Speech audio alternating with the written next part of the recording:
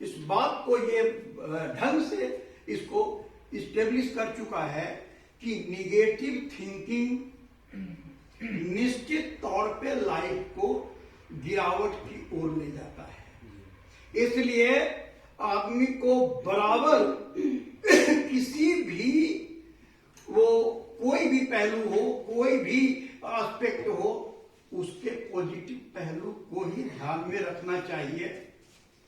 जैसे मान लिया एक कूड़ा का ढेर है तो सारा का सारा बेकार है, लेकिन उस कूड़े के ढेर पे एक सोने का टुकड़ा अगर गिरा हुआ हो तो उसमें से सोने का टुकड़ा को तो हम निकाल के ले आने के लायक सही स्थिति है ना, है कूड़ा का ढेर है तो है। तो इसलिए जहां कहीं बहुत सारे वास्टेज हैं उसके अंदर में भी अगर किसी को ये खोजने की बात आई कि इसमें कुछ है काम का चीज क्या। अपने व्यक्तिगत लाइफ का एक उदाहरण मैं बताऊं, मैं कभी जब पेपर्स पुराने हैं उनको जब सोचता हूं कि इसको हटाऊं, बहुत ज्यादा हो गया है, फाड़ू फेंक दूं, वो कुछ करूं, सिलेक्ट करके अलग करते हैं, लेकिन फेंकने लायक कोई पेपर हमको दिखाई नहीं पड़ता है। हमको लगता है कि पता नहीं कौन सा पेपर कब कामयाब हो जाए, और परिणाम हुआ कि बहुत सारा पेपर जो है जिसको कि अपेरेंटली जो रद्दी समझा जाता है वो अभी भी है।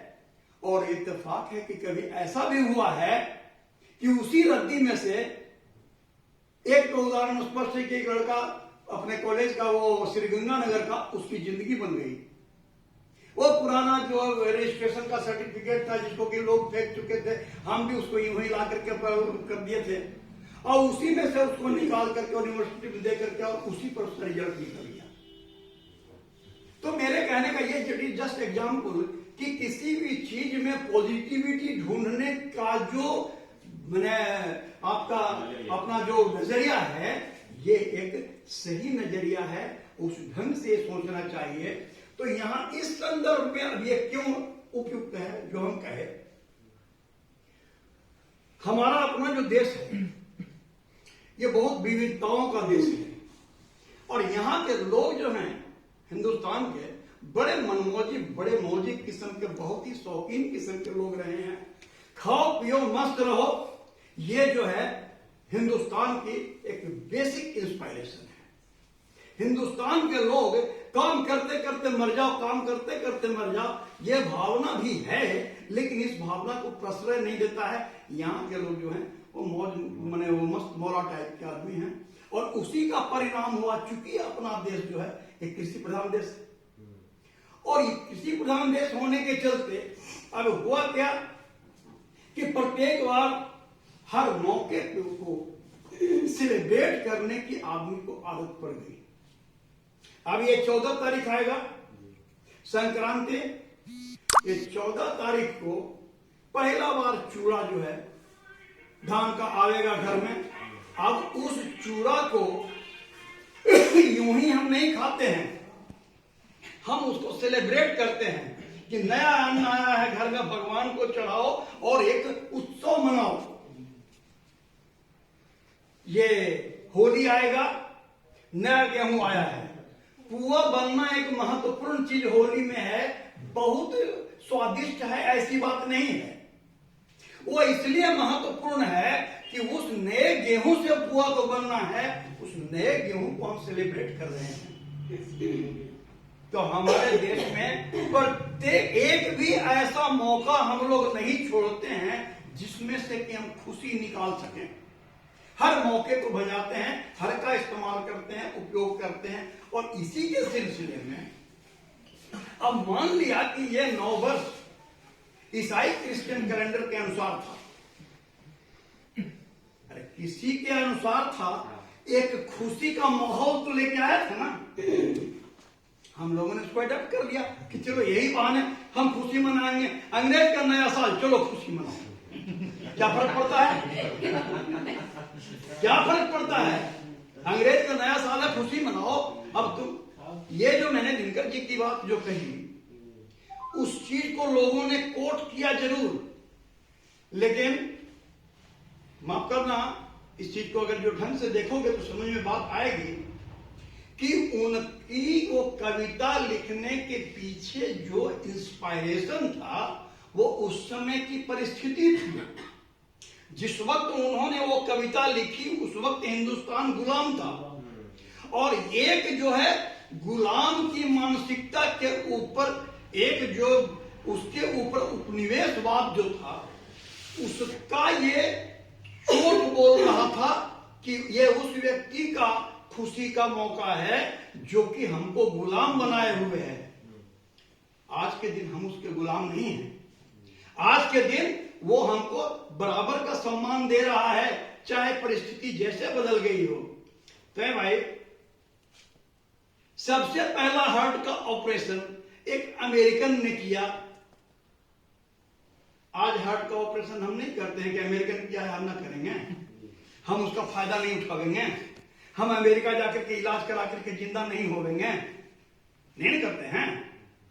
आज के समय में तो ऐसा है कि सारी दुनिया जो है वो एकदम इतनी छोटी हो गई है कि हम अभी यहां से अगर जो प्लेन पे चढ़े हैं तो शाम को अमेरिका में जाके हम उतर जाते हैं 8 घंटा।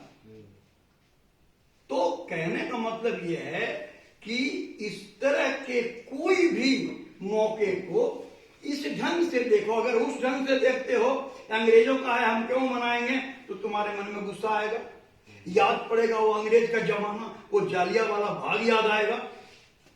और अगर जो इस रूप में देखोगे तो तुमको याद पड़ेगा डेविडसन, कि जिन्होंने मेडिकल साइंस में क्रांति कर दी।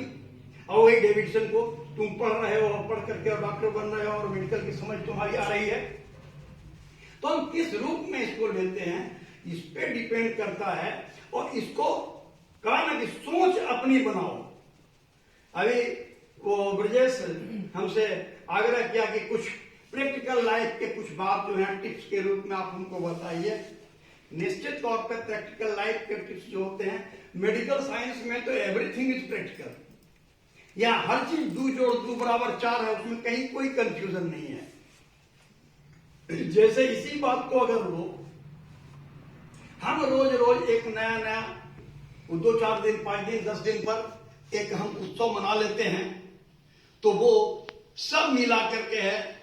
अभी बैसाख में बंगाल का 9 वर्ष होगा, तो अभी बैसाखी जो होगी तो वो पंजाबियों का वो होगा, और हम सबका उठाते हैं लाभ, सबका इंटरेस्ट उठाते हैं। तो कैसे अपने को बराबर इस तरह के आयोजनों से चार्ज करते रहते हैं। एक सिंपल सी बात देखो, हम लोग सेविंग करते हैं। अगर 10 दिन की बढ़ी हुई दाढ़ी रहे तो कोई बहुत बड़ा फर्क नहीं पड़ेगा। हमारे वो जो मानसिक स्तर है उसमें कोई फर्क नहीं पड़ेगा। जितनी बात अभी याद है हमको उस समय भी उतनी बात याद रहेगी। लेकिन हम अल्टरनेट डे सेविंग करते हैं। मिलिट्री में, मेडिकल साइंस में, इन सभी जगह में सेविंग का एक महत्व दिया गया है। क्यों? कि गौर करो कि जिस दिन तुम सेविंग कर लेते हो उस वक्त तुम अपने को कुछ ज्यादा ही फ्रेश महसूस करते हो, कुछ ज्यादा ही अपने को स्मार्ट महसूस करते हो। A little bit more smartness comes into your on the whole surrounding. और उस वक्त कोई भी काम करते हो तो तुम्हारी जो अंदर की जो क्षमता जो है वो ज्यादा इंस्पायरेशन के साथ, ज्यादा जोर के साथ लगती है। क्या इस चीज को महसूस किया हो? जी सर। 10 दिन की बढ़ी हुई दाढ़ी रहे, मानसिकता ही तुम्हारी बुझी हुई रहेगी। तो जैसे दाढ़ी बनाना जो है अपने को चार्ज करने का एक तरीका है, वैसे ही इस तरह के आयोजन का करना भी अपने को चार्ज करने का तरीका है। और इसलिए हम चाहे माँ की जय हो या मौसी की जय हो, माँ भी रोटी खिलाएगी तो पेट में जाएगा, मौसी खिलाएगी तो भी पेट में जाएगा, दोनों की जय जयकार करो, रोटी खाते रहो।